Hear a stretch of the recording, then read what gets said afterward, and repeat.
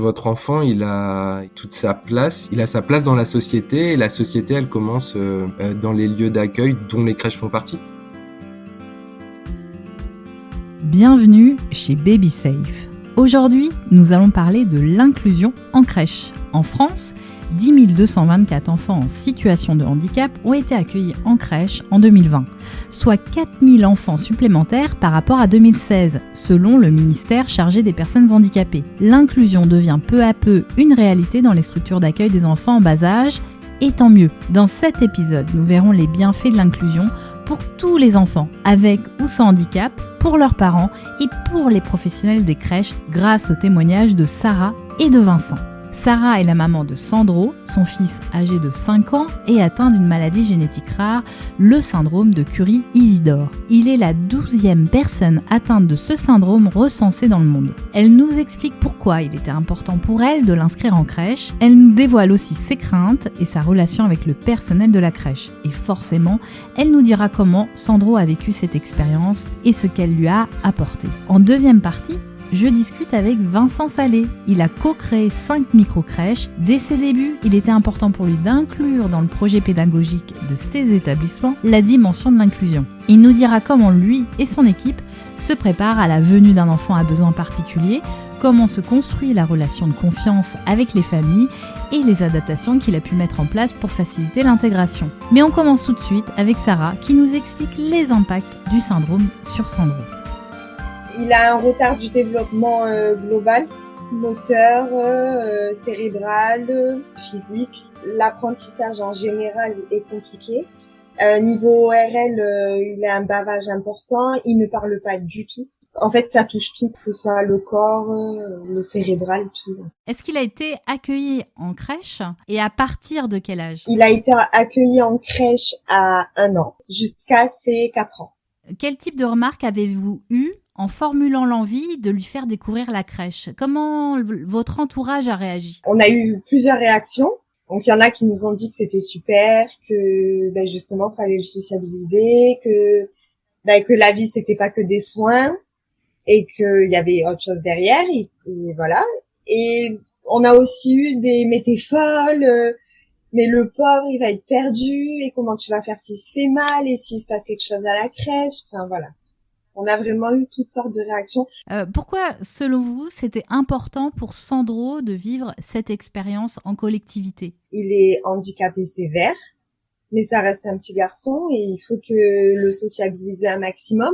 Lui aussi, il a le droit de jouer. Lui aussi, il a le droit d'être invité à des anniversaires. Lui aussi, il a le droit d'avoir des copains. Mais oui. Qu'il ait un semblant de vie normale, en fait, au final. Il y a l'envie et puis il y a aussi des craintes qui peuvent être là. Est-ce que vous en avez eu à l'idée de le mettre en crèche ? Ouais, déjà auprès du personnel de la crèche parce que c'est pas rien. Niveau alimentation, tout a été très compliqué.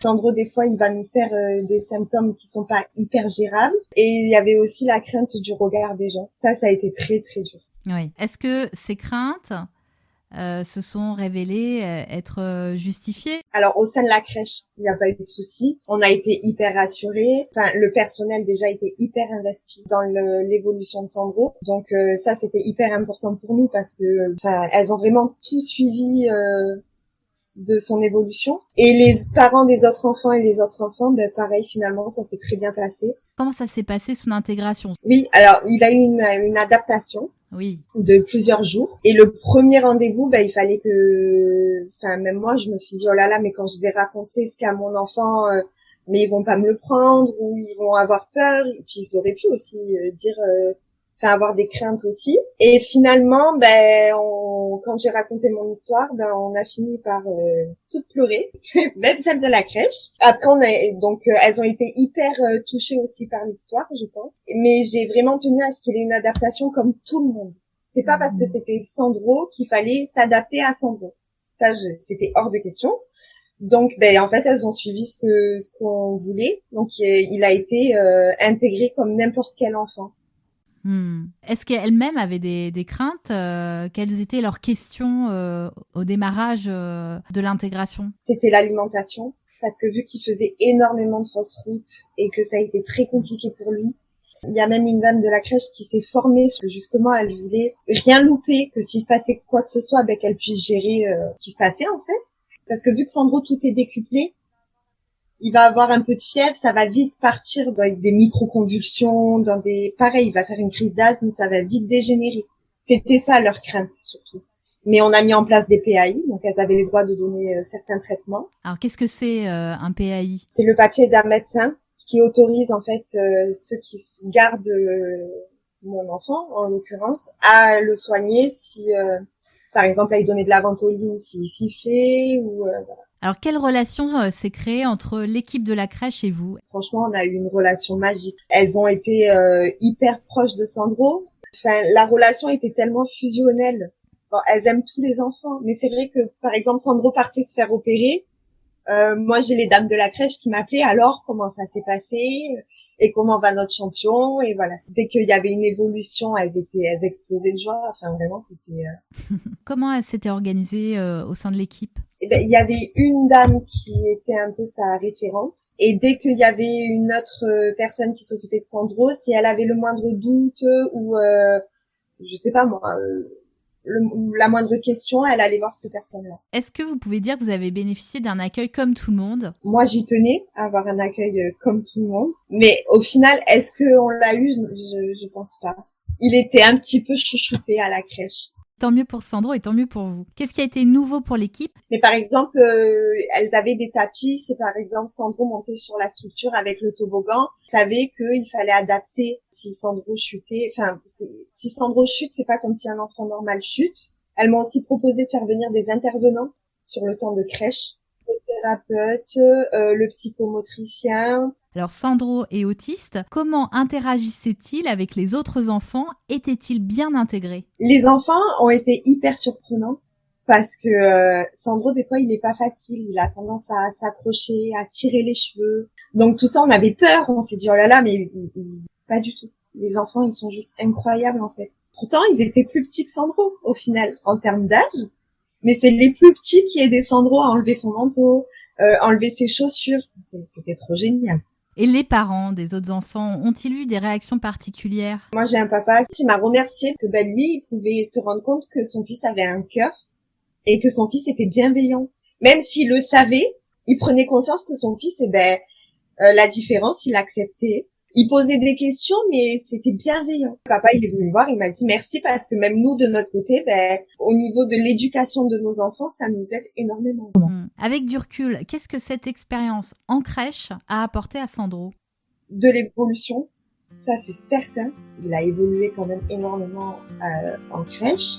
Il est cool, Sandro, il est hyper sociable maintenant. Il accepte de se retrouver dans un endroit où il y a du monde, où il y a d'autres enfants. Il est heureux de vivre, Sandro. Merci Sarah pour notre échange. Je suis tout à fait d'accord avec vous. Sandro a sa place parmi tous les autres enfants. D'ailleurs, Vincent le pense également et je suis ravie de pouvoir en discuter avec lui. Vincent Salé est le cofondateur de 5 microcrèches. Avec lui, nous allons pouvoir mieux comprendre les impacts sur les structures d'accueil et surtout décrypter les bienfaits pour les enfants, les parents et les professionnels. Et pour commencer, il nous explique ce qu'il aime particulièrement dans son métier. C'est la prise en charge à moyen long terme. C'est ça que j'ai apprécié, c'est le lien à long terme qu'on pouvait avoir avec les enfants et avec les familles. Alors l'accueil des enfants en situation de handicap est un droit fondamental, défendu par plusieurs textes. Qu'est-ce qui vous a motivé à donner une place particulière aux enfants concernés ? Les lois ou autre chose ? Le vrai moteur dans tout ça, c'est quoi ? Pour nous, ce qui était vraiment important, c'était que les parents puissent continuer à vivre. C'est quoi continuer à vivre ? C'est pouvoir continuer à travailler. Quand il y avait une naissance d'un enfant à besoin spécifique, l'un des 2 parents s'arrêtait de travailler. 9 cas sur 10, la maman qui s'arrête de travailler, alors que c'est pas forcément un choix, c'est plutôt la situation qui l'impose, et avec un impact des fois sur la vie de famille, sur le couple en lui-même. Et nous, c'était humblement vraiment de se dire, oui, il va y avoir des prises en charge spécifiques, kiné, orthophoniste ou autre, mais nous, on voudrait que le parent puisse continuer à vivre, à travailler, à avoir une vie sociale. C'est pas si compliqué que ça de les accueillir et que c'est beaucoup de bon sens en fait finalement. Oui, il faut mettre en place des protocoles, des PAI, et ensuite, moi ce que j'aime beaucoup dans la prise en charge c'est de pouvoir discuter avec les professionnels professionnels de santé qui prennent en charge cet enfant pour que eux ils viennent nous expliquer qu'on peut mettre en place, comment faciliter en fait cet accueil. Pourquoi est-ce si important pour Sandro et tous les autres enfants concernés par le handicap d'avoir une place dans une crèche pas forcément spécialisée, mais la crèche qui accueille tous les enfants? Tout simplement pour avoir une place dans la société. Nous, on le voit comme ça. En tout cas, la crèche, je dis souvent aux parents, c'est le lieu social de votre enfant quand vous êtes au travail. C'est pas juste un mode de garde, c'est là où l'enfant doit avoir sa propre vie sociale dès son plus jeune âge pour expérimenter les choses, pour explorer. Qu'est-ce que ça apporte aux parents? Le fait d'emmener son enfant à la crèche, de croiser d'autres parents. Le regard des autres, c'est ça qui est compliqué? Je pense qu'ils peuvent avoir une grosse appréhension au départ, mais après le fait d'échanger avec les autres parents, de voir que leur enfant est pas regardé différemment justement par les autres parents qui ont l'habitude de voir cet enfant, d'emmener son enfant comme n'importe quel autre parent, de voir son enfant participer aux autres jeux que les autres enfants, c'est un sort de soulagement où entre guillemets ils sont pas toujours en train de faire quelque chose de différent des autres familles. Et ça je pense que c'est quelque chose qui fait du bien. Est-ce qu'ils ont besoin d'un accompagnement spécifique? Il a besoin de nous montrer les choses, d'être rassuré, qu'on prenne le temps par rapport à ça. Je pense que c'est beaucoup d'échanges sur leur montrer qu'on va faire aussi comme il le sent en fait, parce que le soin il peut être technique en soi, mais il y a aussi la façon de faire le soin par rapport à l'enfant. Et je pense que ce qui est très important pour ses parents, c'est de nous montrer tout ce qui a déjà été mis en place et que nous on s'intègre là-dedans et qu'on révolutionne pas tout en fait.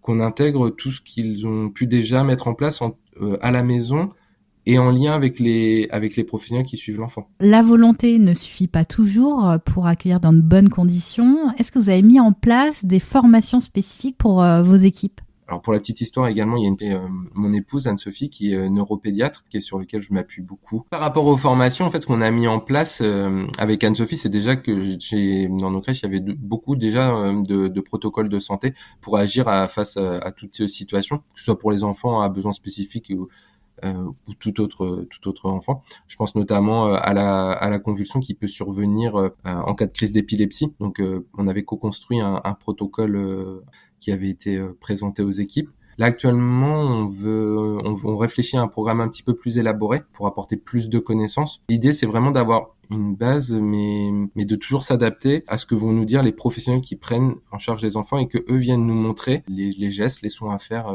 pour chaque enfant. Ces parents sont-ils plus exigeants? Au début, oui. Ils vont avoir besoin de nous montrer tout ce qui a déjà été mis en place. Au départ, c'est au moment de la période de familiarisation, c'est vrai que là, ça va être peut-être davantage un peu plus de temps et ils vont avoir besoin de facteurs de réassurance, peut-être de nous remontrer, de nous demander si ça a été bien fait comme ça. Mais c'est vraiment le temps que la confiance s'installe et c'est au début qu'ils vont avoir besoin de plus de temps. Après, pas forcément, ce sera un échange quotidien comme on le fait avec n'importe quelle autre famille à l'arrivée, au départ des enfants. Cette démarche d'inclusion apporte-t-elle des choses à vos équipes et aux autres enfants? Alors, aux autres enfants, l'empathie. Tout simplement, cultiver dès le plus jeune âge la différence. Et ça, c'est hyper important, empathie et ouverture. Et je pense que ça peut ensuite avoir des répercussions après sur la vie future. Et pour les équipes comme moi-même, je m'inclus dedans, oui, on voit que même nous-mêmes, on s'est mis des barrières que les enfants ne se mettent pas. Je pense notamment, j'ai en tête un exemple où en fait, un petit qu'on accueillait, qui avait 2 ans et demi de mémoire, et qui finalement avait un retard de développement, donc sur notamment au niveau moteur, il était plus comme un enfant finalement de 12 mois, et un grand de 2 ans et demi s'est adapté tout de suite à lui, et elle l'a aidé, et surtout à jouer avec lui comme il jouerait avec un enfant de 12 mois sur le plan moteur. Il s'est pas dit « Ah mais c'est bizarre, il a 2 ans et demi, il devrait savoir courir comme moi, faire du vélo, etc. » Parce qu'il a pas les freins que sans doute nous, adultes, on peut se mettre à certains moments. Qu'est-ce qu'on se met comme barrière en fait au final? C'est une belle leçon. C'est ça, exactement. Rencontrez-vous des difficultés pour vous faire connaître auprès des familles concernées? Oui. Ces familles-là, elles osent pas au départ. Elles voient beaucoup de portes se fermer. Ils sont pas du coup dans une démarche d'aller dans des lieux où ils vont de nouveau peut-être avoir peur de ce regard des autres. Donc oui, elles viennent pas naturellement ces familles-là. Il faut se faire connaître auprès des professionnels qu'ils rencontrent, qui font la prise en charge de leurs enfants. Et souvent, on est plutôt recommandé et orienté par ces professionnels. Et ça rassure beaucoup les familles. Et du coup, le fait de travailler vraiment en réseau, ça, c'est important. Qu'est-ce que vous avez envie de dire aux autres crèches? Quels conseils vous pouvez leur donner? rapprochez-vous des professionnels médicaux et paramédicaux. Ils m'ont toujours bien reçu quand j'ai eu des questions ou des choses comme ça pour la prise en charge de ces enfants, et ils vous aideront beaucoup. Et aux familles, un petit message pour les rassurer peut-être ou les encourager ? Allez dans les crèches, votre enfant il a toute sa place, il a sa place dans la société, et la société elle commence dans les lieux d'accueil dont les crèches font partie. Merci Vincent pour votre témoignage qui nous aide à mieux comprendre les enjeux de l'inclusion en crèche. Vous le savez, BabySafe est un podcast, mais pas seulement. C'est aussi une solution d'assurance collective innovante issue de l'économie sociale et solidaire. Son objectif est d'œuvrer pour qu'à terme, la totalité des parents et des enfants affectés par un accident de naissance puissent bénéficier d'un soutien immédiat et inconditionnel. Pour en savoir plus, je vous invite à découvrir le site de la première et la seule solution d'assurance collective liées au handicap à la naissance et à la grande prématurité sur babysafe.solution. Vous pouvez retrouver le lien dans les notes du podcast.